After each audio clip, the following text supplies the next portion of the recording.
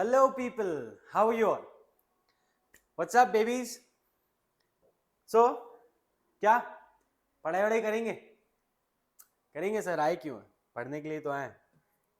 हाँ हाँ, तो गुस्सा क्यों होते हो यार तुम लोग? पूछ भी नहीं सकता क्या मैं तुमसे?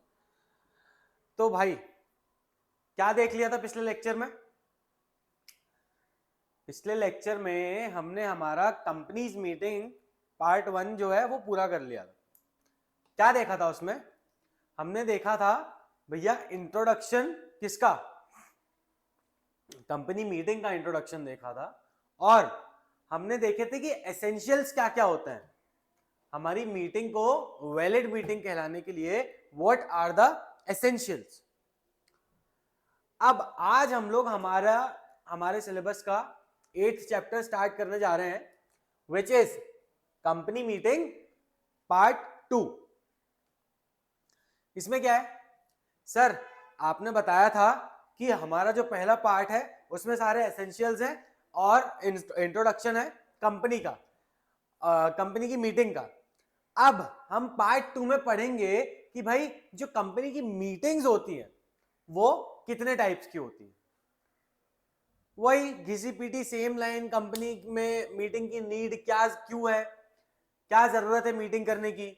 तो भाई मैनेजमेंट और ओनरशिप सेपरेट है, तो ये जो ओनर्स हैं ये मैनेजमेंट को देखने के लिए मीटिंग रखते हैं कि भाई कंपनी का मैनेजमेंट सही से चल रहा है या नहीं। ये मैनेजमेंट जो है बोर्ड ऑफ डायरेक्टर्स, ये भी मीटिंग रखते हैं कंपनी की फंक्शनिंग देखने के लिए या कंपनी में जो एसेंशियल क्रूशियल डिसीजंस होते हैं वो लेने के लिए। तो अब ये जो मीटिंग करते हैं इसको क्या बोलते हैं? ये जो मीटिंग करते हैं इसको क्या बोलते हैं? ये मतलब शेयर होल्डर्स, हमारे ओनर्स। तो ये सारी मीटिंग्स हम आज हमारे चैप्टर में डिस्कस करने वाले हैं। आराम से, हल्लू हल्लू, धीरे धीरे, प्यार मोहब्बत से साथ में लिखते हुए चलेंगे, समझते हुए चलेंगे। कोई भी दिक्कत, कोई भी डाउट, तुम्हारा भाई जिंदा है और सक्षम है कि तुम्हारे डाउट्स को सॉल्व कर सके। तो चिंता का कोई विषय नहीं। चलें, बढ़े क्या आगे? और क्या कह रही जनता?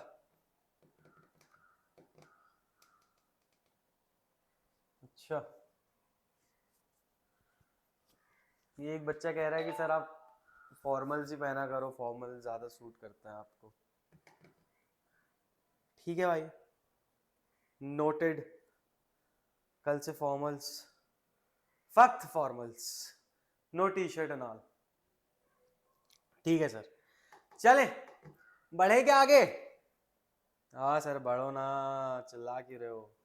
तो भैया क्या क्या है कंपनी मीटिंग्स में? सबसे पहली हमारी मीटिंग होती है शेयर होल्डर्स मीटिंग। अब शेयर होल्डर मीटिंग के अंदर ना 3 टाइप की मीटिंग्स आती हैं।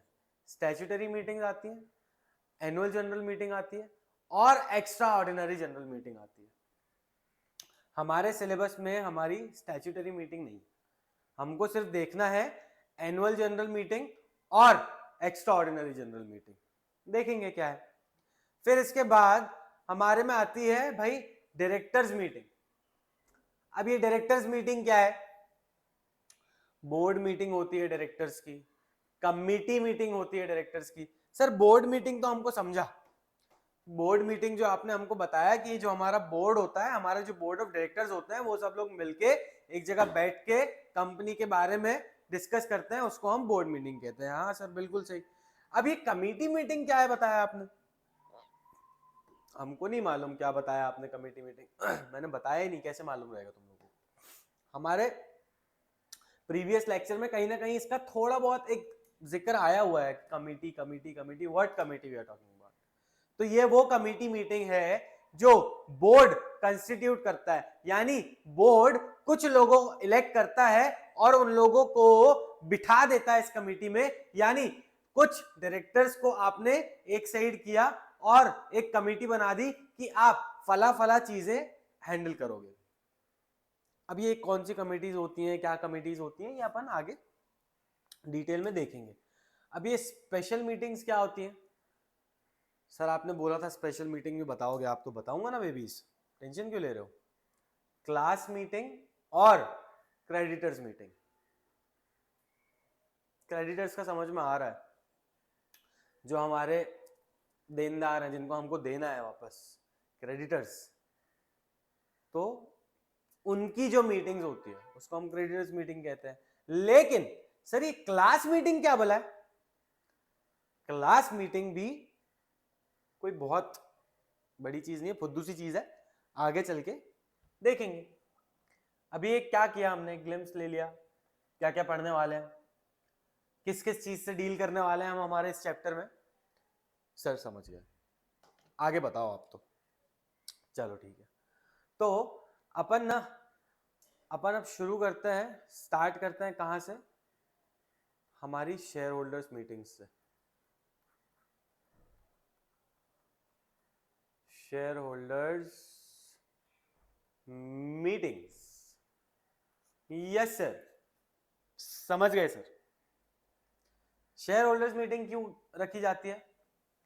शेयर होल्डर्स इकट्ठा होते हैं देखने के लिए कि कंपनी का जो मैनेजमेंट है वो सही से काम कर रहा है कि नहीं कर रहा है।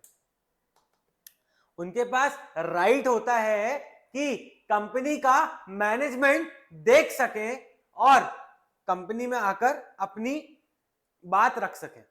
कैसे रखेंगे? Through share holders meeting. और ये अरेंज कौन करवाता है? ये हमारे बोर्ड ऑफ डायरेक्टर्स अरेंज करवाते हैं। क्यों करवाते हैं? ताकि हमारे शेयर होल्डर्स आए और वेरियस इश्यूज पे, वेरियस मुद्दों पे बात करें और उन पर डिसीजन लें। ठीक है सर, फेयर इनफ।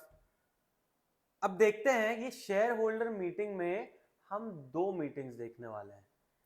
कौन सी मीटिंग्स हैं भाई? एनुअल जनरल मीटिंग, और इसके बाद हम देखेंगे extra ordinary general meeting. Don't worry, detail में डिस्कस करेंगे हम दोनों मीटिंग्स के बारे में। ठीक है, इसको क्या बुलाते हैं हम? एजीएम, और ये कहलाती है हमारी ईजीएम। ठीक है सर, फेयर इनफ, समझ में आ गया। आगे बताओ। आगे बताता हूं। अब देखो, हमारी एनुअल जनरल मीटिंग में क्या बिजनेस डिस्कस करते हैं हम? बिजनेस तो डिस्कस करते हैं, लेकिन क्या बिजनेस डिस्कस करते हैं? तो सर आपने बोला कि हम हमारी एनुअल जनरल मीटिंग में दो टाइप्स के बिजनेस डिस्कस करते हैं। कौन से दो टाइप के बिजनेस डिस्कस करते हैं सर? एक तो हमारा ऑर्डिनरी बिजनेस हो गया, और दूसरा हमारा स्पेशल बिजनेस हो गया। सर अब ये ऑर्डिनरी और स्पेशल क्या है? देखो, ऑर्डिनरी बिजनेस ना आपको स्टेटेड है कि ये बिजनेस जो आप कर रहे हैं ये आपके ऑर्डिनरी बिजनेस कहलाएंगे, लेकिन इनको छोड़कर आप अगर कोई भी बिजनेस करते हैं तो वो आपके स्पेशल बिजनेस में आ जाता है। तो जहां पे हमको पता चल गया कि हमारे ऑर्डिनरी बिजनेस कौन से हैं, तो उन ऑर्डिनरी बिजनेसेस को छोड़कर कोई और बिजनेस, जितने भी बिजनेस हैं सब हमारे क्या कहलाएंगे? हमारे स्पेशल बिजनेस कहलाएंगे। ठीक है, अब जब इतनी बात कर रहे हो सर तो बता दो ऑर्डिनरी बिजनेस क्या होते हैं। बता देता हूं भाई, मेरे को तो आता है। देखो, सबसे पहला हमारा ऑर्डिनरी बिजनेस क्या होगा? Adoption of accounts. ठीक है सर, समझाओ जरा। समझाते हैं, सबर। फिर उसके बाद डिक्लेरेशन ऑफ डिविडेंड, ये भी समझाऊं? बेशर्मो, सबर नाम की तो चीज ही नहीं है ना तुम लोगों। इसके बाद reappointment of director, reappointment of, अरे रे रे रे रे रे डिविडेंड क्या था? थोड़ा तिरछा जा रहा ना ये, एक सेकंड, अब भी ठीक करके देता हूँ। डिविडेंड, और ये भी तिरछा भाग रहा है ना हमारा डायरेक्टर, इसको भी अब भी ठीक करके देता हूँ। Reappointment of director. ठीक है सर, कहां पे आएगा ये director? In the place of retiring director. ठीक है, सी यहां पे रीअपॉइंटमेंट जो है, reappointment include appointment, reappointment includes appointment, यानी आप चाहे रीअपॉइंटमेंट कर रहे हो या फिर अपॉइंटमेंट कर रहे हो, हम एक ही कंसीडर करते हैं। ठीक है, डायरेक्टर का अपॉइंटमेंट हो रहा है या फिर रीअपॉइंटमेंट हो रहा है, this is our ordinary business. ठीक है सर, चौथा बता दो। बता देते हैं, चौथा ऑर्डिनरी बिजनेस क्या है हमारा? Appointment of auditor. सिंपल। ये चार बिजनेस हमारे क्या कहलाते हैं? ये चार बिजनेस हमारे ऑर्डिनरी बिजनेस कहलाते हैं। इसको कैसे याद रखना है आपको? ये है हमारा अड्डा, अड्डा, ADDA, अड्डा। सी अडॉप्शन ऑफ अकाउंट्स, एक सेकेंड लाल लाल कर दूं थोड़ा सा क्या? adoption of accounts A, declare of dividend, declaration of dividend, reappointment of directors D, and appointment of auditors अड्डा। इसको ऐसे ही याद रखा जाता है, यूजुअल प्रैक्टिस। हर कोई ऑर्डिनरी बिजनेस को कैसे याद रखता है? अड्डा। अडॉप्शन ऑफ अकाउंट्स, यानी हमारे अकाउंट्स किस तरह से हम मेंटेन करेंगे, अडॉप्शन ऑफ अकाउंट्स। उसके बाद डिक्लेरेशन ऑफ डिविडेंड, जो भी मैं अपना डिविडेंड डिक्लेयर कर रहा हूं, मैं अपने शेयर होल्डर्स को डिविडेंड डिक्लेयर कर रहा हूं, कंपनी अपने शेयर होल्डर्स को प्रॉफिट का जो हिस्सा है वो दे रही है। क्या हुआ? Declaration of dividend. उसके बाद हमारा रीअपॉइंटमेंट ऑफ डायरेक्टर, यानी हम वापस से कोई डायरेक्टर जो रिटायर होने वाला है उसको रीअपॉइंट कर रहे हैं। ये हमारा कौन सा बिजनेस है? ये हमारा ऑर्डिनरी बिजनेस है। उसके बाद appointment of auditor. Appointment of auditor कौन करता है? शेयर होल्डर्स करते हैं या फिर डायरेक्टर्स करते हैं? देखा था हमने, डायरेक्टर्स की ड्यूटी है, बोर्ड ऑफ डायरेक्टर्स की ड्यूटी है टू अपॉइंट एन ऑडिटर। तो अपॉइंटमेंट ऑफ ऑडिटर, उसके बाद रीअपॉइंटमेंट ऑफ डायरेक्टर, उसके बाद डिक्लेरेशन ऑफ डिविडेंड, उसके बाद अडॉप्शन ऑफ अकाउंट्स। नीचे से पढ़ो या ऊपर से पढ़ो, क्या आ रहा है? अड्डा। ठीक है सर, अड्डा समझ में आ गया। अब अड्डा के अलावा आप जितने बिजनेस करते हैं ये सारे क्या कहलाते हैं? ये सारे आपके कहलाते हैं special business. Except these 4 businesses, every business is special business। ठीक है सर, ठीक है सर, समझ में आ गया। आगे देखते हैं। अब समझो, हमारा ऑर्डिनरी बिजनेस जो है ये कब हम अपना ऑर्डिनरी बिजनेस कर सकते हैं? सबसे पहले तो in which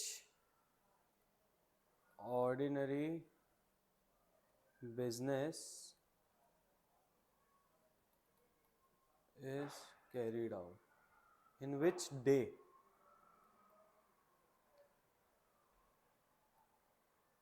in which day ordinary business is carried out, यानी हम किस दिन हमारे ये ऑर्डिनरी बिजनेस कर सकते हैं।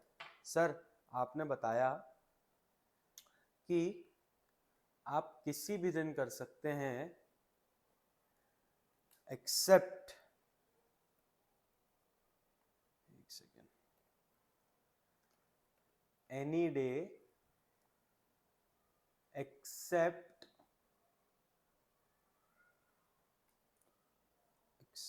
अ नेशनल हॉलीडे। क्या है नेशनल हॉलीडे? नेशनल हॉलीडे क्या है भाई? डेज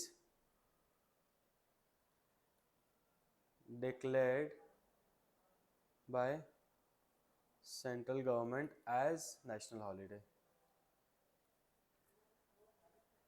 क्या है हमारे नेशनल हॉलीडेज? कितने नेशनल हॉलीडेज है? संडे हमारा नेशनल हॉलीडे है क्या? क्यों? संडे को तो सारे गवर्नमेंट ऑफिसेस वगैरह की छुट्टी रहती है, तो संडे भी होगा हमारा नेशनल हॉलीडे, है ना? होना ही चाहिए। जूते पड़ेंगे, जूते से फ्लाइंग फ्लाइंग शूज, चप्पल भी नहीं, फ्लाइंग शूज मुंह पे एकदम बेशर्मो। नेशनल हॉलीडे यानी हमारे जो नेशनल हॉलीडेज है वो क्या है? 26 जनवरी, 15 अगस्त और हमारे बापू की जयंती यानी 2 अक्टूबर। ये 3 ही नेशनल हॉलीडेज हैं, ठीक है? इनके अलावा और कोई नेशनल हॉलीडेज नहीं है। तो आप अपना ये जो बिजनेस है, ऑर्डिनरी बिजनेस, आप नेशनल हॉलीडे में नहीं कैरी कर सकते, ठीक है? इसके अलावा आप किसी भी दिन, even on Sundays, you can do it, है ना? You can carry out your ordinary business even in Sundays. अब भाई टाइमिंग क्या रहेगा इन मीटिंग्स का? टाइम क्या रहेगा मीटिंग का? आपने कहा कि सर ऑब्वियसली बिजनेस आवर्स ही होना चाहिए। हाँ, तो क्या है बिजनेस आवर्स? क्या बिजनेस आवर्स है? सर सुबह 9 बजे से आपने कहा शाम को 6 बजे तक, ठीक है, फेयर इनफ। सुबह 9 बजे से शाम को 6 बजे तक आप ये बिजनेस कैरी आउट कर सकते हो, आप ये मीटिंग कंडक्ट कर सकते हो। लेकिन अब मेरे को एक सवाल है, मैं ना एक चार्ट बनवा रहा हूं तुम लोगों को, मेरे को बताना इसमें से कौन सी मीटिंग वैलिड है टाइम के हिसाब से और कौन सी इनवैलिड। क्योंकि अगर हम बिजनेस आवर्स में नहीं कर रहे हैं मीटिंग, तो हमारी मीटिंग क्या कहलाती है? हमारी मीटिंग इनवैलिड कहलाती है। तो मेरे को बताना, ये हमारा स्टार्ट टाइम है, ये हमारा एंड टाइम है, और ये हमारा टाइम इन द नोटिस है कि भाई ये हमने नोटिस में टाइम दिया है, ठीक है?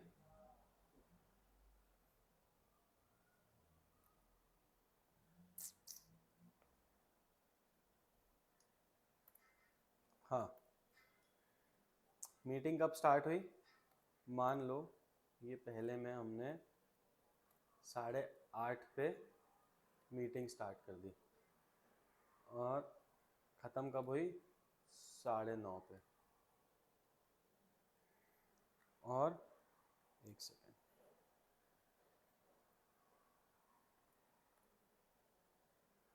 8:30 मीटिंग शुरू हुई और 9:30 खत्म हो गई, और हमने जो नोटिस में टाइम दिया था मीटिंग का वो क्या था? वो हमारा 8:30 था। तो अब ये बताओ वैलिड है या इनवैलिड है, ठीक है? सेकंड, सुबह 9 बजे शुरू किया और खत्म कब किया? 9:30 बजे खत्म कर दिया, ठीक है? और हमने टाइम क्या दिया था नोटिस में? हमने नोटिस में टाइम दिया था, नोटिस में टाइम दिया था मतलब समझ में आ रहा है ना? कनेक्ट कर पा रहे हो ना मैं क्या कह रहा हूं? जब भी हम हमारी मीटिंग कंडक्ट करवाते हैं उसके पहले हम लोग नोटिस भेजते हैं, किसको? सारे मेंबर्स को who are entitled to attend the meeting. तो ये उसी नोटिस की बात हो रही है। हमने ये नोटिस में टाइम दिया था 8:45 का। तो अब मेरे को बताना कि भाई मीटिंग वैलिड है या इनवैलिड है। अब हमने हमारा मीटिंग स्टार्ट किया 9 बजे और ख़त्म किया 9:30 बजे, लेकिन हमने नोटिस में टाइम क्या दिया था? हमने नोटिस में टाइम दिया था 9 AM। ठीक है सर, नोटिस का टाइम 9 AM था और हमारा चौथा क्या है देखते हैं, 11:30 बजे हमने मीटिंग स्टार्ट की। ठीक है सर, और 12:30 बजे हमारी मीटिंग क्या हो गई? ख़त्म हो गई। और नोटिस में क्या टाइम दिया था हमने? नोटिस में दिया था कि भैया 11:30 का टाइम है मीटिंग। आ गया सर। अब पांचवा क्या है देखो, हमने हमारी मीटिंग में क्या टाइम दिया था स्टार्ट का? 5:30 PM ले लो, चलो 5:30 बजे का टाइम दिया है और खत्म होने का टाइम है 6:30 PM। बहुत तेज हो रहे हो। नोटिस में क्या टाइम दिया था हमने? 5:30 PM। ठीक है सर, एक और लास्ट देखो, हमने हमारी मीटिंग का टाइम दिया भैया, मतलब हमारी मीटिंग स्टार्ट हुई 6:15 PM को और हमने हमारी मीटिंग ख़त्म कब की? 6:45 PM। ठीक है, नोटिस में क्या टाइम दिया था?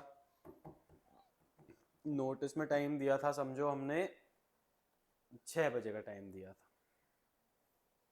अब बताओ कौन सी मीटिंग वैलिड है और कौन सी मीटिंग इनवैलिड है? आपने बोला कि सर ये तो साफ साफ इनवैलिड दिख रही है, देखो सुबह 8:30 बजे बुला लिया, ऑफिस टाइम ही 9 बजे का है, आपने 8:30 बजे बुला लिया और नोटिस में भी टाइम आपने कितना दिया था? 8:30 दिया था, तो भाई ये तो इनवैलिड हो गई, ये नहीं चलेगी, इसको हमने इनवैलिड कर दिया। ठीक है, फेयर इनफ, इनवैलिड ही कहलाएगी ये। इसके बाद हमने देखा कि हमारी मीटिंग स्टार्ट कब हुई है? 9 बजे हुई है और खत्म कब हुई है? 9:30 बजे हुई है, लेकिन हमने हमारे नोटिस में टाइम कितना दिया था? भाई हमने हमारे नोटिस में टाइम दिया था 8:45 का, यानी मेंबर्स को क्या लगा? ऑफिस आवर्स के पहले, और ऑफिस आवर्स के पहले आपने टाइम दिया, भले ही आपने अपने ऑफिस आवर्स में, अपने बिजनेस आवर्स में आपकी मीटिंग स्टार्ट की हो, लेकिन आपने अपने नोटिस में जो है वो बिजनेस आवर्स के पहले का टाइम दिया था, तो ये भी क्या हो जाएगी? ये भी हो जाएगी इनवैलिड। ये ट्रिक क्वेश्चन था, तुमको क्या लगा 9 बजे स्टार्ट हुई तो वैलिड दे देंगे? नोटिस, आपने मीटिंग का नोटिस जो भेजा है उसमें क्या टाइम लिखा है, दैट मैटर्स। उसके बाद 9 बजे शुरू की, 9:30 बजे खत्म कर दी। ठीक है, अब 9:30 बजे ही खत्म किए ना, तो क्या दिक्कत है? सही टाइम पे तो किए। शुरू तो 9 बजे की थी ना, और हमने नोटिस में भी टाइम क्या दिया था? 9 बजे का दिया था, वैलिड है। ठीक है सर, 11:30 बजे शुरू की, 12:30 बजे खत्म कर दी, वैलिड, मतलब मुंह पे दिख रही है, वैलिड है। ठीक है सर, अब यहां पे आओ और मेरे को बताओ कि भाई 5:30 बजे स्टार्ट तो कर दी, लेकिन खत्म कब हुई है हमारी मीटिंग? हमारी मीटिंग खत्म हुई है 6:30 बजे, यानी बिजनेस आवर्स के बाद। कब खत्म हुई है? बिजनेस आवर्स के बाद। बिजनेस आवर्स कब तक के थे? 9 से 6 बजे तक के। लेकिन आपने मीटिंग खत्म कब की? आपने मीटिंग खत्म की 6:30 बजे। क्या होगा? वैलिड है इनवैलिड है? वैलिड है या इनवैलिड है? आपने बोला इनवैलिड है सर, ऑफिस आवर्स से ज्यादा हो गए ना, बिजनेस आवर्स से ज्यादा हो गए ना। बिजनेस आवर्स कितना था? 9 से 6 था, आप 6:30 तक खींच लिए मीटिंग। नोटिस का टाइम क्या था? 5:30 था, तो क्या हुआ? आपने 6:30 तक खींच ली भाई। वैलिड वाले 1 2 3 4 5 6। इनवैलिड हो क्वाइट अ फ्यू 3 4। और बाकी लोग हम नहीं खेल रहे, तूने तेरे को पैसे दिए तू बता। वाह वाह वाह, सही है सही है। तो भैया ये मीटिंग जो है, ये मीटिंग भी कहलाएगी वैलिड। क्यों? क्योंकि हमको ये प्रिस्क्राइब किया गया है कि आपको मीटिंग स्टार्ट बिजनेस आवर में करनी है, खत्म कब करनी है इसका कोई प्रोविजन नहीं है। खत्म आप कभी भी करो, आपको मीटिंग स्टार्ट जो है वो बिजनेस आवर में करनी है। अब ये बताओ कि भाई मीटिंग स्टार्ट हुई 6:15 को और खत्म कब हुई? 6:45 को। और हमारे नोटिस में जो टाइम था मीटिंग का वो कितना था? वो हमने रखा था 6 बजे का। अब ये बताओ कि ये मीटिंग वैलिड है या इनवैलिड है? ये मीटिंग वैलिड है या इनवैलिड है? 6:15 को स्टार्ट हुई, 6:45 को खत्म हुई, नोटिस में जो टाइम दिया था वो 6 बजे का था। आपने बोला साले तू फंसा रहा है हमको। अरे बताओ ना रे। देखो ये क्या है, मीटिंग कभी भी स्टार्ट हुई हो, मीटिंग कभी भी स्टार्ट हुई हो, हमारे नोटिस में हमने क्या टाइम दिया है? हमने हमारे प्रोविजन के हिसाब से हमने नोटिस पे टाइम दिया है कि भाई हाँ हम अपने बिजनेस आवर में ही मीटिंग स्टार्ट कर रहे हैं। मतलब हमने 6 बजे मीटिंग स्टार्ट की है, भले ही फिर हम उसको रात भर खींच लें, करो ना रात भर मीटिंग, बिजनेस आवर में स्टार्ट होनी चाहिए। तो ये भी क्या कहलाएगी? ये भी वैलिड मीटिंग है। बोले यार सर क्या नए में की बात बता रहे हो? हाँ सच में वैलिड मीटिंग है पागल। ये मीटिंग भी वैलिड कहलाएगी क्योंकि बिजनेस आवर में स्टार्ट हुई है ना, बिजनेस आवर में स्टार्ट होनी चाहिए, खत्म कब होगी इसका कोई प्रोविजन नहीं दिया आपको। आपको बस ये ध्यान रखना है कि आपकी मीटिंग जो है वो बिजनेस आवर में स्टार्ट हुई। ठीक है चले बढ़े आगे। अब देखो मीटिंग की प्लेस कहां होगी, जगह कहां होगी? भाई हमारा रजिस्टर्ड ऑफिस जहां पे है, registered office of the registered office of the company, या फिर सेम सिटी और टाउन और विलेज। यानी हमारा रजिस्टर्ड ऑफिस जहां पे भी है उस जगह पे, रजिस्टर्ड ऑफिस वाली सिटी पे, या फिर सेम सिटी सेम टाउन या फिर सेम विलेज। हमारा रजिस्टर्ड ऑफिस जहां पे, या तो रजिस्टर्ड ऑफिस में होगी हमारी मीटिंग, या फिर वो जहां रजिस्टर्ड ऑफिस है उसी सिटी में या उसी टाउन में या उसी विलेज में। अब हमारा रजिस्टर्ड ऑफिस कहीं पे भी हो सकता है ना, तो हमको वहीं पे कहीं और प्रेमाइस में, किसी और प्रेमाइस में जाके आप मीटिंग कर सकते हैं, लेकिन same city same village same town होना चाहिए। ठीक है सर समझ में आ गया। इसके कुछ एक्सेप्शंस हैं। क्या एक्सेप्शन है? चल बता रहा हूं। क्या है भाई? आपकी जो सेक्शन 8 कंपनी है, सेक्शन 8 कंपनी किसी ने पूछा ना तो ऐसा घुसंड मारूंगा मैं, मुक्का मुक्का मुक्का। सेक्शन 8 कंपनी जो है, इसके जो बोर्ड ऑफ डायरेक्टर्स हैं ये अपने हिसाब से प्लेस डिसाइड कर सकते हैं। इन्होंने कहा कि भाई आज हमारा मूड नहीं है यहाँ मीटिंग करने का, चलो सब लोग गोवा चल के मीटिंग करेंगे। दे कैन डू दैट, मजे हैं। बिजनेस ट्रिप में ऐसे थोड़ी जाते हैं। ठीक है अब हमारी गवर्नमेंट कंपनी है भाई, गवर्नमेंट कंपनी है, किसका कंट्रोल है? हमारी गवर्नमेंट का कंट्रोल है। तो भैया सेंट्रल गवर्नमेंट में decide the place, central government decide करेगी कि भैया हमारी कंपनी का जो मीटिंग है वो किस जगह पे होने वाला है।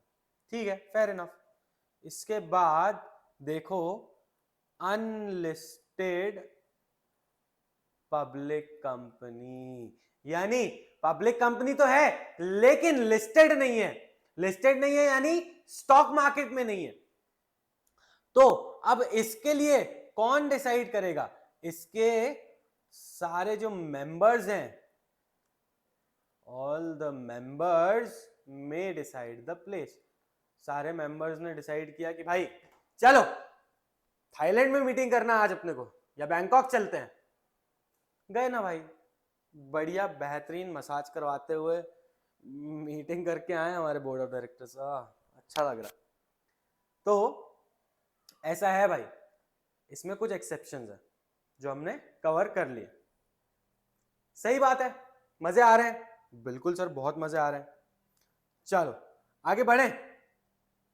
अब देखते हैं कि टाइम पीरियड क्या है हमारी एजीएम होल्ड करने का। तू बता। हाँ बता रहा हूं। Time period of holding annual general meeting.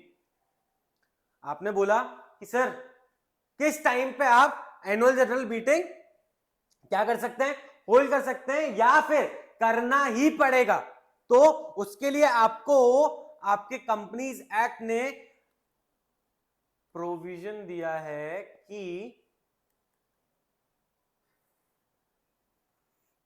भाई तू देख, तेरी जो फर्स्ट एजीएम होगी, फर्स्ट एजीएम, और जो तेरी सब्सिक्वेंट एजीएम होगी, सब्सिक्वेंट यानी पहली मीटिंग के बाद वाली मीटिंग्स। ठीक है, पता है हमको इतना। हाँ तो ठीक है ना, पता है तो बता दिया, तो कुछ गलत कर दिया मैंने?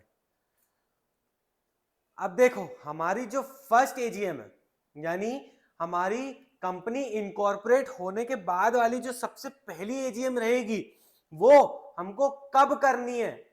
वो हमको करनी है within 9 months from the end of the financial year, end of the financial year in which a company got or company was incorporated। आपने बोला कि सर हमको हमारी एजीएम कब कंडक्ट करनी है, हमारी पहली एनुअल जनरल मीटिंग हम कब कंडक्ट करेंगे? हमारा जिस साल में हमारी कंपनी इनकॉर्पोरेट हुई है उस साल के खत्म होते ही। कौन सा साल? Financial year. फाइनेंशियल ईयर कब से शुरू होता है बताओ?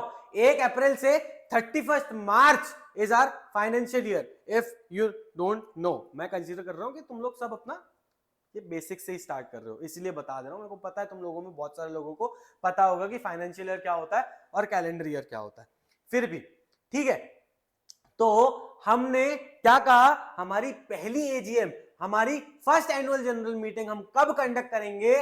From 9 months from the end of the financial year in which our company was incorporated। इसको एग्जाम्पल से समझो। देखो, अरे चल जा मेरे बच्चे, चल जा, चलेगा, चल गया, चल गया। देखो हमारी कंपनी जो है, हमारी कंपनी इनकॉर्पोरेट हुई मान लो 12 मई को, 12 मई 2022 में हमने हमारी कंपनी इनकॉर्पोरेट करी। अब ये क्या है हमारा? ये है डेट ऑफ इनकॉर्पोरेशन। ठीक है, ये हमारा डेट ऑफ इनकॉर्पोरेशन हो गया। तो हमारा फाइनेंशियल ईयर कौन सा कहलाया? हमारा फाइनेंशियल ईयर कहलाया, इसे लिख देता हूं मैं, फाइनेंशियल ईयर कौन सा कहलाया ये? 2022-23, 2022-2023 हमारा फाइनेंशियल ईयर है ना। मई में इनकॉर्पोरेट हुई है हमारी कंपनी, तो हमारा फाइनेंशियल ईयर कौन सा कहलाएगा? हमारा फाइनेंशियल ईयर कहलाएगा 2022-2023। ठीक है, अब यहां पे देखना, ये हमारी 12 मई को इनकॉर्पोरेट हुई है। हमको यहां से 9 महीने नहीं काउंट करना है, हमको यहां से 9 महीने नहीं काउंट करना है। हमको 9 महीने काउंट कहां से करना है? जब ये फाइनेंशियल ईयर खत्म हो जाएगा, यानी 31 मार्च 2023, जब ये फाइनेंशियल ईयर खत्म हो जाएगा, यहां से हमको हमारे 9 मंथ्स काउंट करने हैं, और इन 9 महीनों के अंदर हमको हमारी first annual general meeting conduct करना है। यानी ये 9 महीने यहां से कितने हो जाएंगे? 31 दिसंबर 2023। क्या है ये हमारी ड्यू डेट है। काय की ड्यू डेट है? To hold a general meeting. कौन सी? फर्स्ट एनुअल जनरल मीटिंग हमारी कंपनी की। समझो, फिर से देखो, फर्स्ट एनुअल जनरल मीटिंग क्या होती है? फर्स्ट एनुअल जनरल मीटिंग हमको कब करनी होती है? फर्स्ट एनुअल जनरल मीटिंग हमें करनी है कब? From 9 months from the end of our financial year in which our company is incorporated। सही है? एकदम समझ में आ रहा है एग्जाम्पल के साथ? चलो, पल्ले पड़ा भाई। 9 महीने के अंदर अंदर हमको हमारी एजीएम, फर्स्ट एजीएम कंडक्ट करनी है। मैं ये बार बार इसलिए बोल रहा हूं, ये डेट्स के साथ एग्जांपल्स इसीलिए दिया हूं क्योंकि ध्यान रखना है, क्वेश्चन आता है। इतना टेक्निकल क्वेश्चन ऐसा घुमा के देगा ना, बाउंसर जाएगा, पल्ले नहीं पड़ेगा। आ रहा है समझ में? इसीलिए बार बार ये चीज बता रहा हूं कि भाई जिस साल मेरी कंपनी इनकॉर्पोरेट हुई है, वो साल यानी वो फाइनेंशियल ईयर खत्म होते ही मेरे पास 9 महीने हैं, मुझे अपनी first annual general meeting conduct करवानी है।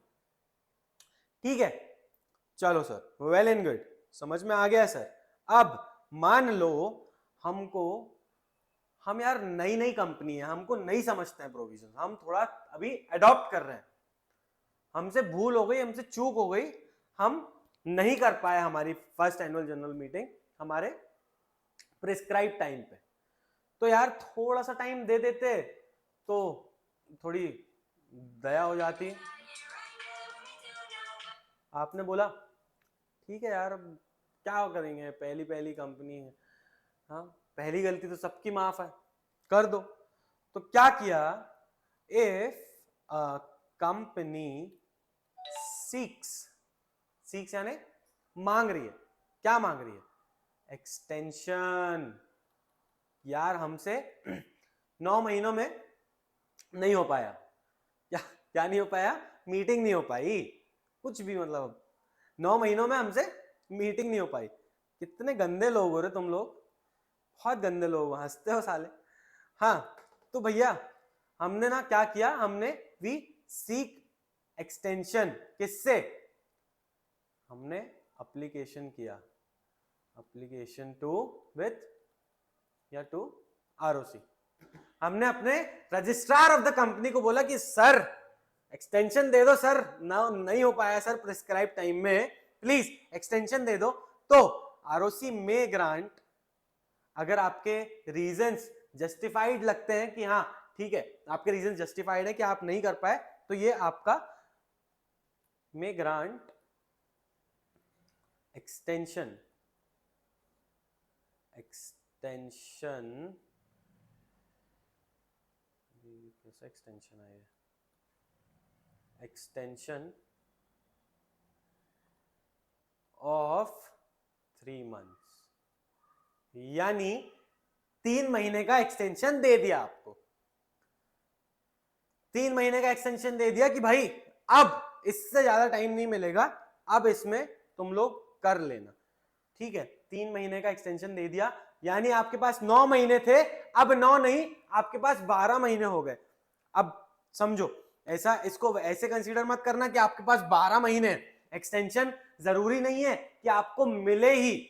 देखो यहां पे हमने मे लिखा है, मे आरओसी मे ग्रांट एक्सटेंशन, जरूरी नहीं है कि एक्सटेंशन दे देगी, आरओसी मे ग्रांट एक्सटेंशन, ठीक है।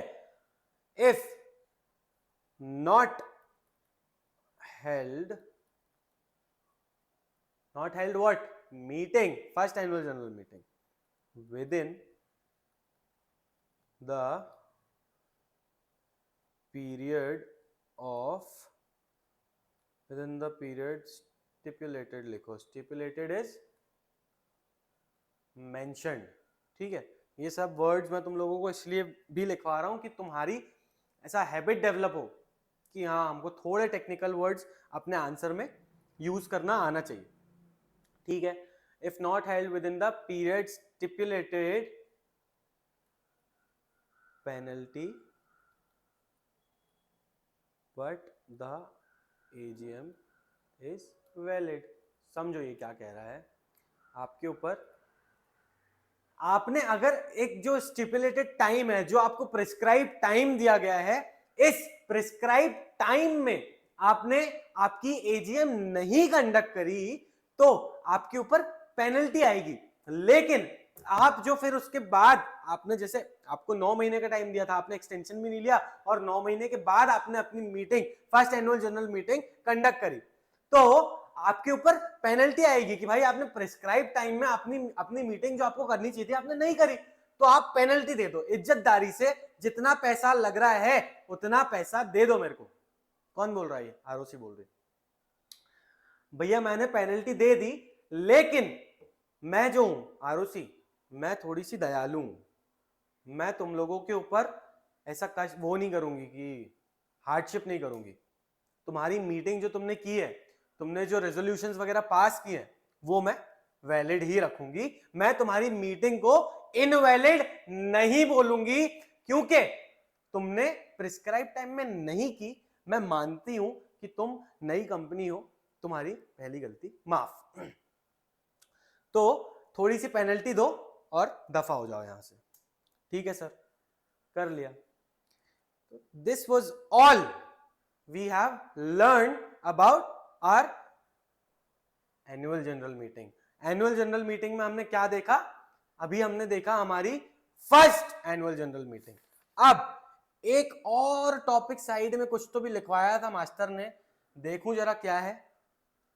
That is our subsequent annual general meeting. अब ये सब्सिक्वेंट एनुअल जनरल मीटिंग का क्या प्रोविजन है सर? देखो, सब्सिक्वेंट एनुअल जनरल मीटिंग आपको कब करनी है? ये आपको करनी है 6 months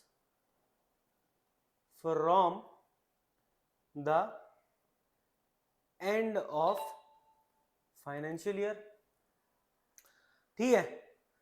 फाइनेंशियल ईयर के खत्म होने से 6 महीने में आपको ये सब्सिक्वेंट एजीएम करनी है। अब कॉमन सेंस कब खत्म हो रहा है हमारा फाइनेंशियल ईयर? 31 मार्च। 31 मार्च से आपको 6 महीने का टाइम है, यानी अप्रैल, मई, जून, जुलाई, अगस्त, सितंबर। ये सितंबर, तो इसको तो ये डेट याद ही कर लो, 30 सितंबर के पहले आपको अपनी, या 30 सितंबर तक आपको अपनी सब्सिक्वेंट एजीएम करनी है, ठीक है सर। और या फिर 15 months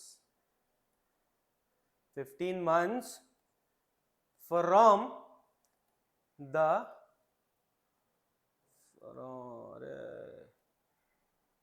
the date of last AGM.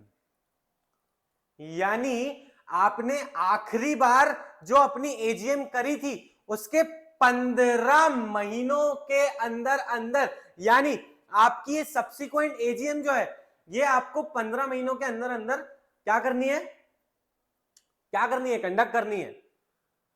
कहां से?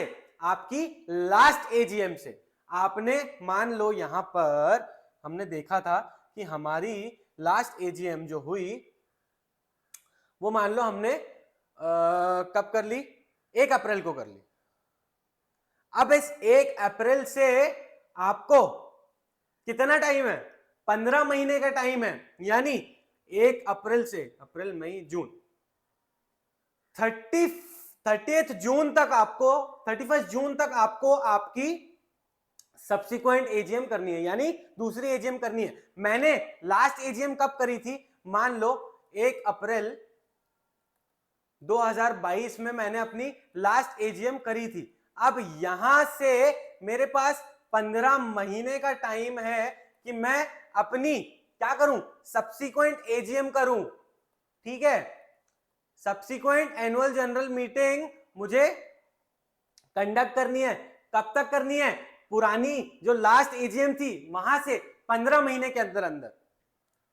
अब ये 15 महीने कहां पे हो रहे हैं? देखो, अप्रैल से अप्रैल 12 महीने, मई जून जुलाई, 1 अप्रैल से 1 अप्रैल, 1 अप्रैल से 1 अप्रैल 12 महीने हो गए। फिर अप्रैल का पूरा महीना आएगा ना, अप्रैल मई जून, जून 31 जून तक मुझे अपनी सब्सिक्वेंट एजीएम करनी है। ठीक है, 31 जून 2023। 2022 में मेरी एजीएम हुई थी। आखिरी एजीएम से मेरे पास 15 महीने थे। अब इन 15 महीनों के अंदर मुझे अपनी सब्सिक्वेंट एजीएम करनी है, या फिर मैंने अपनी सब्सिक्वेंट एजीएम 6 महीने के अंदर करनी है। कहां से? End of financial year. समझो इसको, इसको ऐसे समझो, विच एवर इज अर्लियर। जो डेट पहले आ रही है मुझे उस डेट में अपनी मीटिंग रखनी है। सी, एक ना टेबल बना के बताता हूं मैं तुम लोगों को। ये क्या है? अरे चल भाई, चल चल चल चल चल जा। हाँ चलो चलो, देखो टेबल समझो। डेट ऑफ लास्ट एजीएम, ठीक है सर, और 6 months from the end of financial year, ठीक है सर। इसके बाद हमारे 15 months ना, 15 months फ्रॉम लास्ट एजीएम। ये 3 चीज देखनी है। अब हमारी लास्ट डेट क्या थी एजीएम की? आखिरी एजीएम हमने कब की थी? अरे चल भाई, आखिरी एजीएम हमने कब की थी? 1 मई मान लो 2022 में हमने लास्ट एजीएम की थी। अरे चल,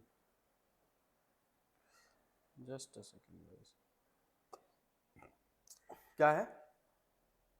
1 मई 2022 हमने लास्ट एजीएम की थी। इसके अलावा एक एजीएम हमने की थी 1 जून 2022, ठीक है। फिर उसके बाद एक एजीएम कब की थी? एक एजीएम की थी हमने 1 जुलाई 2022। ये अलग अलग केसेस बता रहा हूं मैं, ठीक है। एक एजीएम की थी 1 अगस्त 2022। तो अब हमने हमारी एजीएम कर ली इन डेट्स पे। अब हमारी यहां से 6 month from the end of financial year, ये 1 मई का फाइनेंशियल, 1 मई 2022 का फाइनेंशियल ईयर कब खत्म हो रहा? 31 मार्च 2023। अब 31 मार्च 2023 से हमने कितने महीने लेना है? 6 महीने। क्या होगा? 30 सितंबर 2023, ठीक है। इसके बाद भाई बेसिक है यार, 6 महीने from the end of financial year. Her financial year का हर फाइनेंशियल ईयर से 6 महीना कितना होता है? 30 सितंबर ही होगा ना यार। इससे ज्यादा या इससे कम थोड़ी होगा, इसके आगे इससे पीछे थोड़ी होगा। वो तो ऑलरेडी वो डेट वहीं पे लिखी हुई है कि 30 सितंबर यानी 6 महीने। तो ये सब में क्या आएगा, 30 सितंबर ही आएगा। ठीक है सर, 30 सितंबर 2023, 30 सितंबर 2023। अब जो थोड़ा टेक्निकल पार्ट है वो हमारा इधर पे आता है कि भाई ये 15 महीने जो तू बोल रहा है, ये 15 महीने क्या है? 15 महीने फ्रॉम आवर लास्ट एजीएम। अब ये मैंने देखो, अब मेरी लास्ट एजीएम की डेट क्या थी, 1 मई 2022। यहां से मुझे 15 महीने काउंट करना है। तो यहां से मेरे 15 महीने कितने होते हैं, मई से मई 15 महीने, ये हो गए मेरा 31 जुलाई।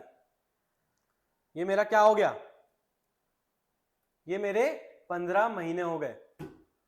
1 मई से लेके 1 मई 12 महीने, जून जुलाई, 1 मई पूरा और 1 जून और 1 जुलाई, ये 31 जुलाई। कितना हो गया, 15 महीने हो गए। तो अब मेरे को ये बताओ, इसमें से हमारी सब्सिक्वेंट मीटिंग की जो डेट होगी वो क्या होगी? क्योंकि हमने देखा था ना कि इन दोनों में से विच एवर इज अर्लियर, यानी क्या जो इनमें से पहले हो रही है, जो डेट इनके पहले आ रही है, तब तक का आपके पास टाइम है। तो कब तक का टाइम है, 31 सितंबर या 31 जुलाई, पहले क्या आता है, विच एवर इज अर्लियर। तो हमारे पास हमारी सब्सिक्वेंट एजीएम करने का टाइम यहां तक है, 31 जुलाई तक है हमारे कौन से केस में, पहले केस में। अब हम हमारा दूसरा केस देखते हैं। दूसरे केस में हमने 1 जून को हमारी लास्ट एजीएम रखी थी। अब 1 जून से 15 महीने यानी 31 अगस्त, ठीक है, 31 अगस्त, ठीक है। लास्ट एजीएम से 15 महीने काउंट करने, मैंने कर लिया। 1 जून से लेके मेरे 15 महीने हो रहे हैं 31 अगस्त तक। अब देखो 31 अगस्त तक हमने देखा कौन पहले आ रहा है, 31 सितंबर पहले आ रहा है या 31 अगस्त पहले आ रहा है? जनवरी, फरवरी, मार्च, अप्रैल, मई, जून, बेशर्मो, भैया अगस्त आ रहा है ना, अगस्त के बाद सितंबर आता है ना। तो हमने क्या देखा है, विच एवर इज अर्लियर, जो पहले आ रहा है। तो हमारे पास कब तक का टाइम है हमारी सब्सिक्वेंट एजीएम करने का, 31 अगस्त तक। कौन से केस में, जब हमने हमारी लास्ट एजीएम जो है वो कब की थी, 1 जून 2022 में की थी। देखो थर्ड केस, देखो हमारा थर्ड केस क्या है। थर्ड केस में हमने देखा कि भाई 1 जुलाई 2022 को हमने हमारी क्या करी थी, हमने हमारी लास्ट एजीएम रखी थी। आखिरी एजीएम हमने कब देखी थी, हमारी 1 जुलाई 2022 में। अब इसका फाइनेंशियल ईयर का जो 6 मंथ वाला प्रोविजन हो तो सेम ही है, 30 सितंबर, ठीक है सर। अब 1 जुलाई से 15 महीने काउंट करो। 1 जुलाई से 15 महीने कितने होते हैं, 30 सितंबर,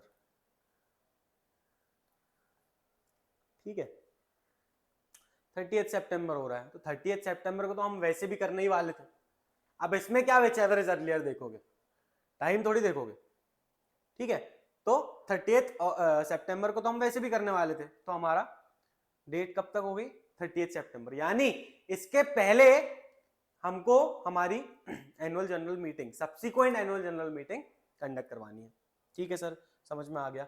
अब हमारे फोर्थ केस में हमने देखा कि हमारी लास्ट एजीएम जो हुई थी, लास्ट एनुअल जनरल मीटिंग जो हुई थी, वो कब हुई थी, 1 अगस्त 2022 को। 1 अगस्त 2022 से मैंने अपने 15 महीने काउंट किए, तो ये होता है 31 अक्टूबर 2023। अब इस केस में मुझे बताओ कि विच एवर इज अर्लियर जो है, कौन सी डेट पहले आ रही है, तो हमारी ये वाली डेट पहले आ रही है। यानी हमको 30 सितंबर से पहले पहले हमारी सब्सिक्वेंट एजीएम कंडक्ट करवानी है। फेयर इनफ, मजा आ रहा है? विद एग्जाम्पल, विद टेबल, ये टेबल लिख लेना, काम की चीज है, मजेदार चीज है, इंटरेस्टिंग चीज है, मैं तुमको बता रहा हूं, एक बार you get the hang of this, you will be loving it. समझ में आ रहा है? इसमें देखो, हमारे एक बार रिवाइज कर लो, हमारे 1 मई 2022 वाले केस में हमने हमारी लास्ट मीटिंग कब की थी? 1 मई 2022 में। तो हमारी सब्सिक्वेंट मीटिंग का हमारे पास टाइम का कितना है भाई? 31 जुलाई के पहले पहले मेरे को अपनी सब्सिक्वेंट एजीएम करनी है, ठीक है। और फिर 1 जून में की थी हमने 2022 में हमारी लास्ट मीटिंग। तो अब मेरे पास कितना टाइम है प्रोविजन के हिसाब से? 31 अगस्त के 2023 के पहले मेरे को अपनी सब्सिक्वेंट एजीएम करनी है। उसके बाद हमारा थर्ड क्या है? 1 जुलाई 2022 को हमने हमारी लास्ट एजीएम रखी थी। तो अब मेरे पास 30 सितंबर तक का टाइम है, मैंने क्या करनी है? अपनी सब्सिक्वेंट एजीएम कंडक्ट करवानी है। फिर हमारा last and the most important point, मैंने 1 अगस्त को अपनी लास्ट एजीएम देखी थी। तो अब 1 अगस्त से 15 महीने अगर मैंने निकाले, 1 अगस्त से मैं अगर आगे के 15 महीने में गया तो वो कितना हो रहा है? वो हो रहा है 31 अक्टूबर। और एक लिमिट हमारी, एक प्रिस्क्राइब्ड डेट क्या है जो हमने देखी है कि and 6 months from the end of financial year, वो क्या आती है? वो आती है 30 सितंबर। तो विच एवर इज अर्लियर, तो क्या अर्लियर है इसमें? कौन सी डेट पहले आ रही है? वो आ रही है हमारी 30 सितंबर। तो हम हमारी मीटिंग 30 सितंबर के पहले कंडक्ट करवाएंगे। किस केस में? अगर हमारी लास्ट एजीएम जो है वो 1 अगस्त 2022 को हुई है। Fair enough? चलें बढ़े आगे। Yes sir. तो ये हमने हमारी देख ली कि भाई general meeting, annual general meeting किस टाइप की होती है, क्या क्या टाइम, हमने टाइम देख लिया उसका। उसके बाद हमने हमारे बिजनेसेस देख लिए कि हमारी एजीएम में हम क्या क्या बिजनेसेस से डील करते हैं, ऑर्डिनरी बिजनेस क्या होता है, स्पेशल बिजनेस क्या होता है, ठीक है। उसके बाद हमने देख लिया कि भाई कहाँ पे क्या कर सकती है, क्या प्लेस है एनुअल जनरल मीटिंग करने का, फिर क्या टाइम पीरियड होता है, किस किस टाइम पे कौन कौन सी मीटिंग होती है, फर्स्ट एजीएम क्या होती है, सब्सिक्वेंट एजीएम क्या होती है, ये सब हमने by heart and by chart देख लिया। अब आगे हम देखते हैं कि हमारी एक्स्ट्रा ऑर्डिनरी जनरल मीटिंग क्या होती है। ठीक है सर, पढ़ा दो। यही हूं मैं, कहीं ना गया तुम्हें छोड़ के मैं। बेटा तुम लोगों को क्या लग रहा था, हो गया? अभी तो नोट्स भी देखने हैं। नहीं नहीं नहीं ना सर, नहीं ना सर, देखते चल चल। अभी देखते हैं हमारी एक्स्ट्रा ऑर्डिनरी जनरल मीटिंग क्या होती है। समझो, ये एक्स्ट्रा ऑर्डिनरी जनरल मीटिंग क्या है? ये फुगली फुगली क्या है, ये फुगली फुगली क्या है, ये फुगली फुगली क्या है, बता दो सर क्या है? सी, एक्स्ट्रा ऑर्डिनरी जनरल मीटिंग हम कब करते हैं? जब हमको सारे स्पेशल बिजनेस डिस्कस करना है, ठीक है। Extra ordinary general meeting only when we need to discuss special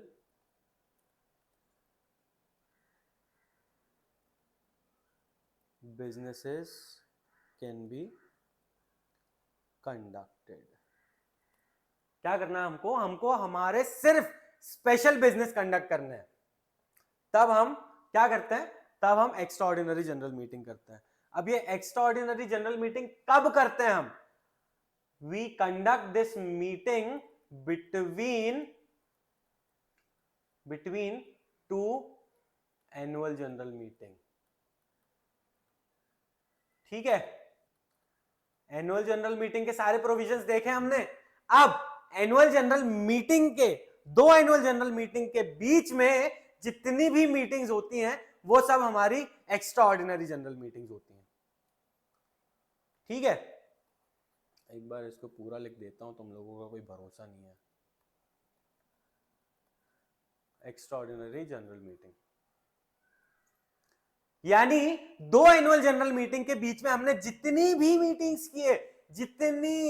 meetings किए वो क्या कहलाती हैं? वो हमारी एक्स्ट्राऑर्डिनरी जनरल मीटिंग कहलाती हैं।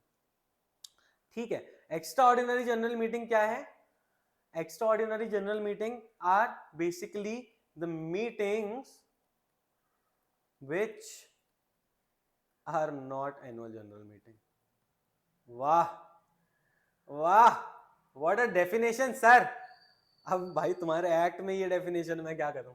हाँ सच में, ऐसे सिर्फ जैसे हमने वो पढ़ा था ना, what is public company which is not a private company. वाह वाह, mind blowing definition, it's like that only. What is extraordinary general meeting which is not annual general meeting, बस और क्या।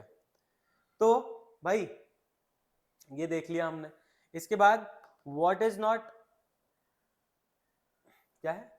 हाँ ठीक है, which is not annual general meeting. इसके बाद आगे देखते हैं, ये annual general extraordinary general meeting है, ये कौन कॉल कर सकता है? Who can call for extra ordinary general meeting? Yes, sir. Tell us, sir. Tell us. I will tell you guys. Don't worry about it. हमने इसको देखा था ना, EGM भी कहते हैं,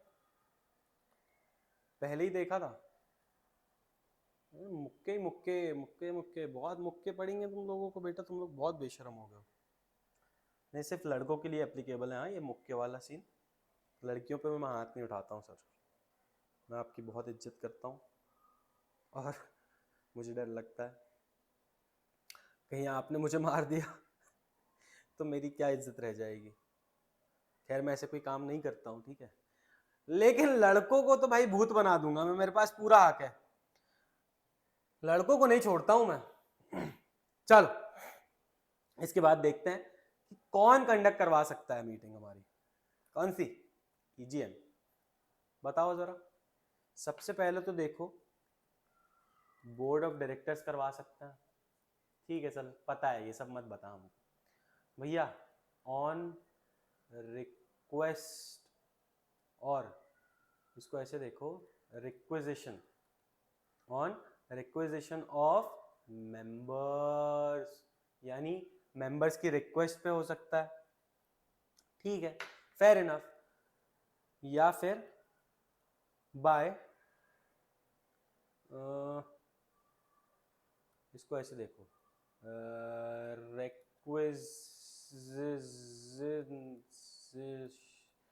यार ये वर्ड मेरे को नहीं आता है यार, तो मैं इसको आर बोलता हूँ, रिक्वेजिशनिस्ट। अरे भाई बहुत बहुत डिफिकल्ट वर्ड है वो, आता ही नहीं है मुंह पे, रिक्वेजिशनिस्ट, ठीक है। या फिर बाय NCLT। अभी NCLT क्या है हमने देखा था, नेशनल कंपनी लॉ ट्रिब्यूनल।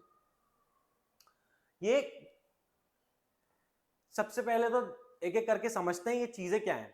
क्या है ये? बोर्ड ऑफ डायरेक्टर्स का तो सबको पता है, ठीक है, board of directors can conduct this extraordinary general meeting, ठीक है। उसके बाद देखते हैं ऑन रिक्वेजिशन ऑफ मेंबर क्या है। यार मेंबर ने रिक्वेस्ट किया है कि आप एक एक्स्ट्राऑर्डिनरी जनरल मीटिंग करवाओ। अब ये मेंबर्स कौन होते हैं? देखो सबसे पहले मेंबर्स के मामले में रिक्वेजिशन किसने किया है? रिक्वेस्ट किसने किया है? मेंबर ने की है, ठीक है। विथ शेयर कैपिटल, जिस कंपनी में शेयर कैपिटल है उसके 1/10 ऑफ द शेयर कैपिटल जो मेंबर होल्ड कर रहा है, उसने रिक्वेस्ट की है। या फिर जिस कंपनी में शेयर कैपिटल नहीं है, विदाउट शेयर कैपिटल, उसमें क्या है? उसमें 1/10 ऑफ वोटिंग पावर होल्ड कर रहा है ये बंदा। समझो, कौन बुलवा सकता है? On requisition of member. अब ये मेंबर्स कौन है? कौन बुलवा रहा है? ईजीएम कौन कंडक्ट करवा रहा है?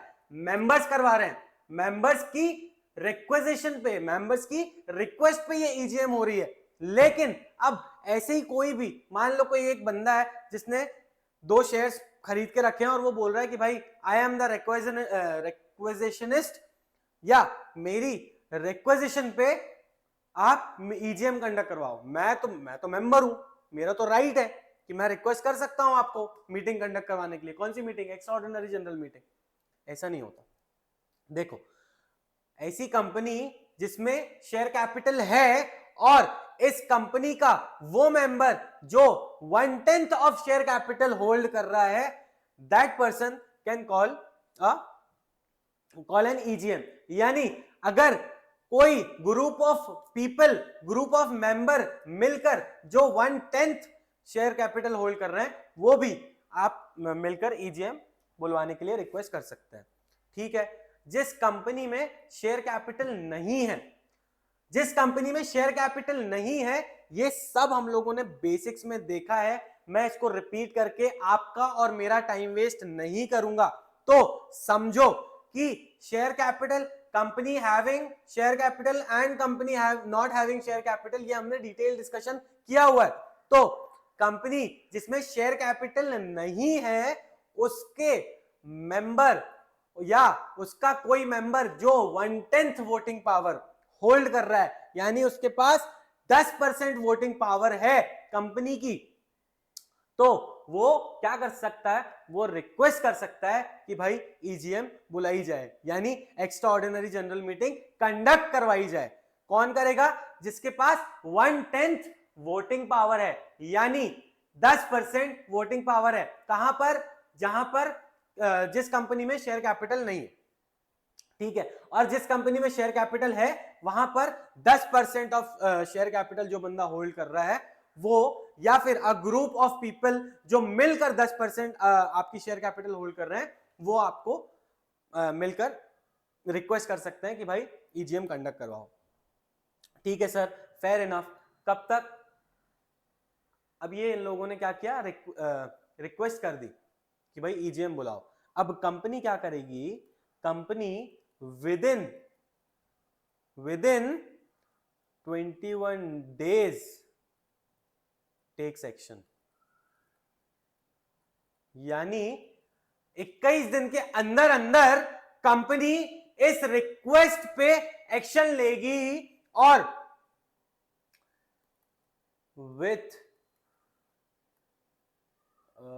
विदिन देखो, within 45 days of the 45 days of the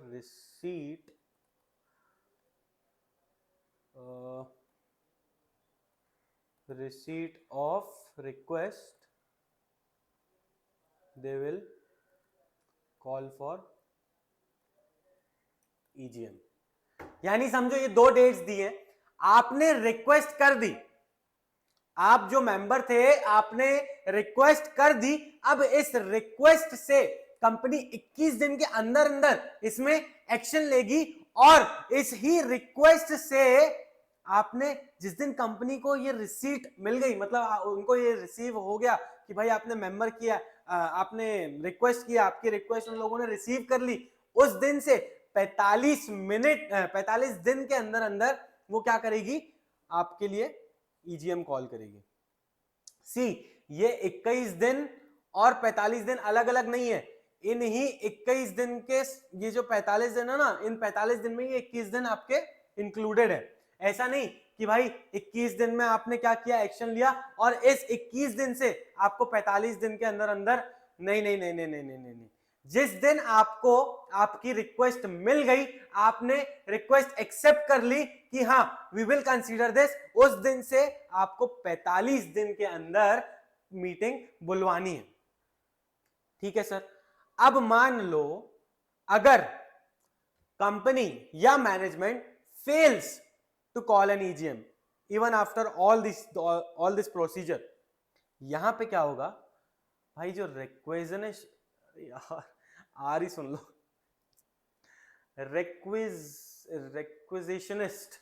रिक्विजिशनिस्ट सही बोला ना? हाँ हाँ, रिक्विजिशनिस्ट जो है within 3 months of the request himself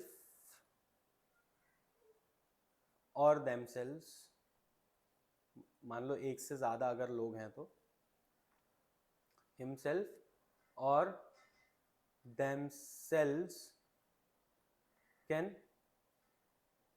call for an EGM. अब मान लो जो हमारा बंदा था जिसने रिक्वेस्ट की थी, जो हमारा रिक्वेजिशनिस्ट था, उसने रिक्वेस्ट की लेकिन कंपनी ने कोई एक्शन ही नहीं लिया। कंपनी ने उसको 21 दिन में उसका एक्शन लेना चाहिए था, नहीं लिया। 45 दिन में उन लोगों को मीटिंग बुलवा लेनी, ईजीएम बुलवा लेनी चाहिए थी, नहीं बुलवाई। तो अब ये बंदा जिसने रिक्वेस्ट की थी, he himself can call for an EGM within 3 months of the request. जिस दिन मैंने रिक्वेस्ट की उस दिन से 45 दिन के अंदर ईजीएम हो जानी चाहिए थी, एज पर द प्रोविजन। किसके थ्रू? अपने बोर्ड ऑफ डायरेक्टर्स के थ्रू, मैनेजमेंट के थ्रू उनको मीटिंग कंडक्ट करवा देनी चाहिए थी, लेकिन उन्होंने नहीं करवाई। तो जिस दिन से मैंने नोटिस भेजा है उस दिन से 30 दिन के अंदर अंदर मैं अपनी ईजीएम खुद बुलवा लूंगा। ठीक है सर, समझ में आ गया। उसके बाद ये एनसीएलटी जो लिखा है आपने, ये बस बता देते एक बार तो बहुत सुकून मिलता, हमें देता हूं ना तुमको सुकून। देखो कंपनी जो अपना नेशनल कंपनी लॉ ट्रिब्यूनल है, ये क्या है? ये अथॉरिटी है। ये क्या देखता है? कंपनीज में मिसकंडक्ट्स, कंपनीज के जो सिविल सूट्स होते हैं, कंपनीज की जो कंप्लेंट्स होती हैं, ये कंपनीज कहाँ फाइल करती हैं? हमारी कंपनीज करती हैं हमारे कहाँ पे? नेशनल कंपनी लॉ ट्रिब्यूनल के सामने। National company law tribunal is a court for our companies. हमारी कंपनीज के लिए जो कोर्ट है वो कौन सा है? वो हमारा नेशनल कंपनी लॉ ट्रिब्यूनल है। तो कभी अगर नेशनल कंपनी लॉ ट्रिब्यूनल को लगता है कि इस मीटिंग में कुछ तो भी ऐसा मिसकंडक्ट या कुछ तो भी चल रहा है, something fishy is happening in this company, दाल में कुछ तो काला है, तो एनसीएलटी जो है वो सुओ मोटो यानी बाय इट्स ओन क्या कर सकती है? ईजीएम बुलवा सकती है। ठीक है, अब ये क्या करेगी? सुओ मोटो ऑन एन और या फिर ऑन एन application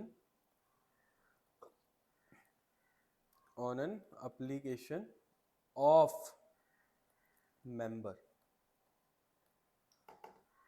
या तो सुओ मोटो बुला लेगी यानी बाय इट्स ओन, अपनी मर्जी से एक ईजीएम कॉल कर सकती है। वो कहां पे? हमारी कंपनी में। या फिर किसी मेंबर ने आपको रिक्वेस्ट की है कि सर कंपनी में कुछ कुछ गड़बड़ लग रहा है, आप प्लीज एक ईजीएम कंडक्ट करवाओ। तो किसी मेंबर ने रिक्वेस्ट किया, किसको रिक्वेस्ट किया? कंपनी को नहीं रिक्वेस्ट किया, आपने एनसीएलटी को रिक्वेस्ट किया, क्योंकि you are tired of telling company to conduct a meeting, telling management, asking management to conduct an EGM. भाई मैंने नोटिस दे दिया, मेरे को 21 दिन में एक्शन चाहिए था, 45 दिन में ईजीएम हो जानी चाहिए थी, उसके बाद भी 3 महीने के अंदर अंदर मैंने चाहा कि मैं खुद कंडक्ट करवा लूं, आपने मेरे को वो भी नहीं करवाने दिया। तो अब मैं एनसीएलटी को रिक्वेस्ट कर रहा हूं कि सर प्लीज आप आओ और ईजीएम कंडक्ट करवाओ। तो किसी मेंबर ने रिक्वेस्ट कर दी एनसीएलटी को, हमारे अथॉरिटी को, कि सर मुझे अपनी कंपनी में ईजीएम करवानी है। तो एनसीएलटी क्या करेगा? ईजीएम कंडक्ट करवा देगा। ठीक है, फेयर इनफ, समझ में आ गया एक्स्ट्रा ऑर्डिनरी जनरल मीटिंग का। अब हम ये देखते हैं, प्रोविजंस तो देख लिए कौन करवा सकता है, क्या होती है हमारी ईजीएम। अब ये देखते हैं कि हम कब कर सकते हैं हमारी ईजीएम। भैया किस दिन कर सकते हैं, किस टाइम कर सकते हैं, किस प्लेस में कर सकते हैं। तो आपने कहा मेरे सवालों का जवाब दो, दे रहा हूं। Any day, any day, any day, जब मर्जी आए, जो मर्जी आए करो। एक्स्ट्रा ऑर्डिनरी जनरल मीटिंग ना दिन देखती, ना टाइम देखती, ना जगह देखती, बस शुरू हो जाती है। हाँ सच्ची मजाक नहीं कर रहा हूं भैया। एक्स्ट्रा ऑर्डिनरी जनरल मीटिंग जो है वो हम कभी भी कंडक्ट करवा सकते हैं, किसी भी दिन, किसी भी जगह, किसी भी टाइम। इसमें आपको नहीं देखना है कि कब नेशनल हॉलीडे है, कब नहीं है, कब क्या पड़ रहा है, कभी भी करवाओ। अब ये समझो कि ये मीटिंग करवाने से पहले आपको नोटिस देना होता है। आपने बोला हाँ पता है, हमको पढ़ाया है तूने, नोटिस क्या होता है, एक बार और सुन लो, कुछ हो नहीं जाएगा, ज्ञान ही आएगा ना। थोड़ा सा ज्यादा सुन लोगे तो तुम लोगों को जैसे काटती है ना सीट, तुमको बैठे बैठे चैन नहीं है ना, एक जगह बैठे रहे आराम से। इतनी अच्छी बात बता रहा हूं, सुन लो, काम की बात है तुम्हारे, बेशर्मो। अब ये नोटिस देखते हैं, नोटिस क्या है। नोटिस हमको हमारी जनरल मीटिंग का कब देना है। हमको हमारी जनरल मीटिंग का नोटिस जो है वो देना है, अरे 21 क्लियर डेज, 21 क्लियर डेज देखा था। 21 क्लियर डे, क्लियर नोटिस लिख लो इसको, 21 क्लियर नोटिस 21 डेज, अरे 21 days clear notice prior to meeting, यानी मीटिंग के 21 दिन, क्लियर 21 दिन पहले आपको नोटिस भेजना है। अब ये क्लियर नोटिस क्या बोल रहा है, क्या है ये क्लियर नोटिस, समझो। ये क्लियर नोटिस में ये बोल रहा है आपको कि भाई mode of notice could be delivered. क्या क्या मोड हो सकते हैं, could be delivered फिजिकली या फिर इलेक्ट्रॉनिकली। देखा था ना हमने, हम नोटिस फिजिकली भी दे सकते हैं और ईमेल के थ्रू भी दे सकते हैं, इलेक्ट्रॉनिक यानी ईमेल के थ्रू। अब ये फिजिकली और इलेक्ट्रॉनिकली में 21 क्लियर डेज कैसे बताया है, ये देखो। ये हमारा 21 क्लियर डेज का क्या कंसेप्ट है। अगर हम अपना नोटिस फिजिकली भेज रहे हैं तो इसमें 21 days plus 2 days plus 2 days, अब ये 2 दिन काय के हैं, ये 2 दिन है डेज ऑफ ट्रांजिट, यानी ट्रांजिट के जो दिन है, जिस दिन हमने भेजा और पहुंचा, ये 2 दिन ट्रांजिट के हो गए। और ये 2 दिन काय के हैं डेट ऑफ डिस्पैच, एक दिन हो गया डेट ऑफ डिस्पैच का। और दूसरा दिन हमारा काय का है, दूसरा दिन हमारा डेट ऑफ मीटिंग, ये क्या है, ये एक्सक्लूडेड है, यानी 21 क्लियर डेज पहले आपका क्या पहुंचना चाहिए, आपका नोटिस पहुंचना चाहिए। ये एक बार ऑलरेडी डिटेल में देखा है हमने इसमें डेट्स के साथ। ठीक है सर, अब इलेक्ट्रॉनिक फॉर्म में भी आपको 21 क्लियर डेज पहले भेजना है, तो इसमें कैसा है 21 + 2। अब ये 2 दिन काय के दे रहा है, 2 दिन डेट ऑफ डिस्पैच, यानी जिस दिन आपने सेंड किया, dispatch and date of meeting, ये दोनों दिन क्या है, ये एक्सक्लूडेड है। ठीक है, नोटिस भेजने का टाइम पीरियड भी हमने समझ लिया।